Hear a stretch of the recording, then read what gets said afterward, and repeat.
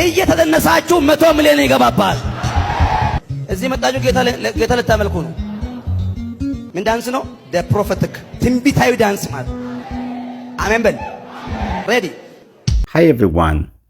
ይህ በተለያዩ ርዕሰ ጉዳዮች ላይ የግል ምልከታ የማንጸባረቅበት ቻናል ነው። ለቤቱ አዲስ የሆናችሁ ጸድቅ ያዕቆብ እባላለሁ። የሰብስክሪፕሽን ቁልፉን ተጭነው ቤተሰብ እንሁን። ቀደም ብሎ በነበረው ቪዲዮዬ ጥበብ ወይስ አምልኮ በሚል የሪአክሽን ቪዲዮ መስራት ይታወሳል። በዛሬው ቪዲዮ ደግሞ ፕሮፌቲክ ዳንስ ወይም ደግሞ ትንቢታዊ ዳንስ ስለሚባለውና መጽሐፍ ቅዱሳዊ ስለሆነ ልምምድ ቪዲዮ ይዤላችሁ ቀርቤያለሁ።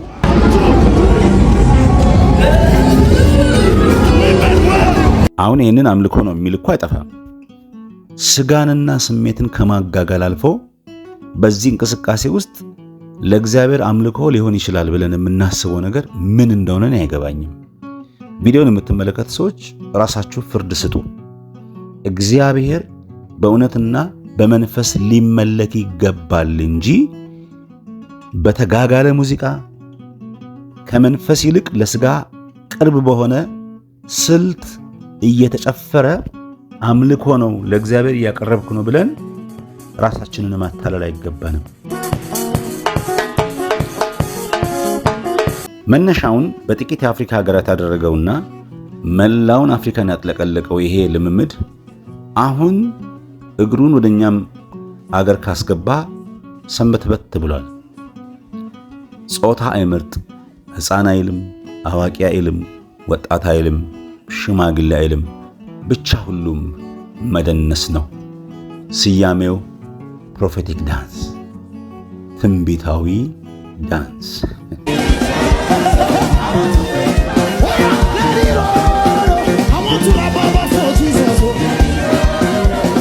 ወደ ሀገራችን ስንመጣ ይህንን ልምምድ በመድረክ ላይ በተለያዩ ቦታዎች እያየን ቆይተናል። ነገር ግን በይፋ ፕሮፌቲክ ዳንስ ብሎ ለመጀመሪያ ጊዜ ያወጀው ግለሰብ ጆይ ጭሮ ነው። ጆይ ጭሮ ትንቢታዊ ዳንስ ወይም ደግሞ ፕሮፌቲክ ዳንስ ብሎ በአደባባይ በጉባኤ በዚህ መልኩ አውጆ ጉባኤውን ሲያስጨፍር ላብ በላብ ሲያደርግ ስንመለከት ምን ነካው ሰው ሳንል እንቀራለን። ራሳችንን ከእግዚአብሔር ቃል አኳያስ እንታዘብ ይሁን? እግዚአብሔር በዚህ ልምዶቻችን ይከብር ይሁን? እግዚአብሔርን እያመለከን ይሁን? ወይንስ ለስሜታችንና ለስጋችን ደስ የሚያሰኝን ነገር እያደረገን ይሁን? ራሳችንን እንጠይቅ።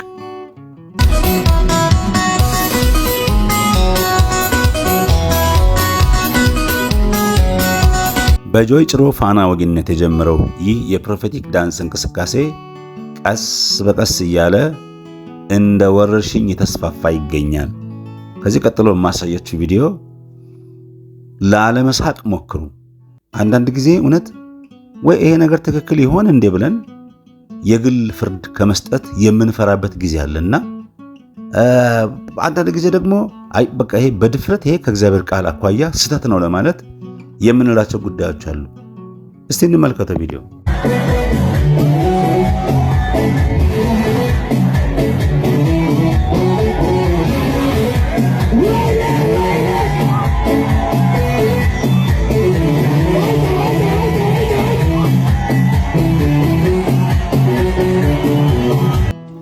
በመግቢያዬ እንደገለጽኩላችሁ የዚህ የፕሮፌቲክ ዳንስ ወይም ደግሞ ትንቢታዊ ዳንስ እንቅስቃሴ እድሜ አይለይም፣ ጾታ አይለይም። አሁን ይህ እንቅስቃሴ ምንድን ነው እስቲ የሚመስለው ተመልከቱ።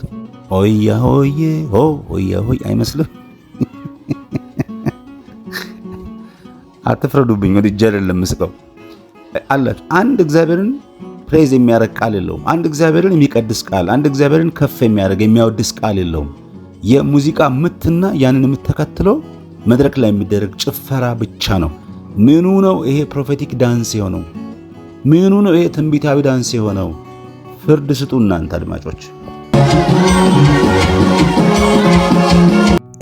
እንዲህ እያሉ ነው ልምምዱን የሚጀምሩት። ቤት ውስጥ በግላቸው ቴሌቪዥን ይከፍታሉ ወይም ደግሞ የሚያስጨፍር ሙዚቃ ይከፍቱና የእግር እንቅስቃሴ፣ የእጅ እንቅስቃሴ፣ እያንዳንዷን እንቅስቃሴ ቤት ውስጥ ይለማመዳሉ። ለዚህ ነው ፕሮፌቲክ ዳንስ የሚባል አምልኮ ወይም ደግሞ ትንቢት የለም ብዬ መሞግታችሁ። እዚህ ደግሞ እማማ መዝሙር ለማሰራት በገቡበት ስቱዲዮ ሲያስነኩት እንመለከታለን። ሙዚቀኞቹ ዘወር ብሎም አይመለከታቸውም፣ ሀጃቸውም አይደለም። ያዝ እንግዲህ ሄደ እንግዲህ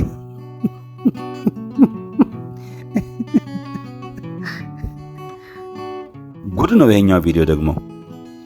በስብከቱ ውስጥ የሜጀሮች ሁሉ ሜጀር ትሆናለህ፣ ወደዛኛው ሲዝን ትገባለህ የሚል መልእክት እንሰማለን በእንግሊዝኛ። ከዛ ከዚህኛው ትንቢት ጋር አብሮ የሚሄድ የሱነት እንቅስቃሴ ተከተለ።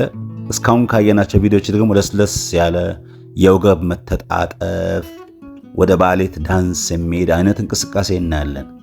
እንግዲህ ፕሮፌቲክ ዳንሱ ከፕሮፌሲው ጋር ሲጣጣም መሆኑ ነው።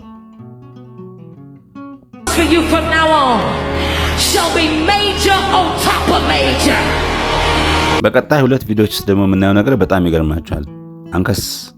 አንከስ ከሚል ለስለስ ያለ እንቅስቃሴ ጀምሮ ማይክል ጃክሰንን የሚያስንቁ እንቅስቃሴዎችን እንመለከታለን። እንግዲህ ይሄ ነጭ በነጭ ለብሶ ሲደንስ የምታዩት ግለሰብ ሰባኪ መሆኑ ነው እና በሙዚቃው ስልት ሲደንስ ያደረገውን ጫማ ተመልከቱ፣ የለበሰውን ልብስ ተመልከቱ። አሁን ይሄንን ሰው እግዚአብሔርን እያስመለከ ነው ብሎ ለመቀበል እንደው እሺ ይላል ሊናችን? ይሄውን ለእግዚአብሔር እየቀረበ ያለ አምልኮ ነው። መጡ አባባ ያስነኩታል። ሰማያዊ በሰማያዊ ለብሰው ያምራል። ጺማቸውም፣ ስታይላቸውም፣ እንቅስቃሴያቸውም። ሄደ እንግዲህ ነይ አንቺ ስለምን ይቅርብሽ ባለቤቴ፣ ጠጋቤ ወደዚህ ያስነኳል።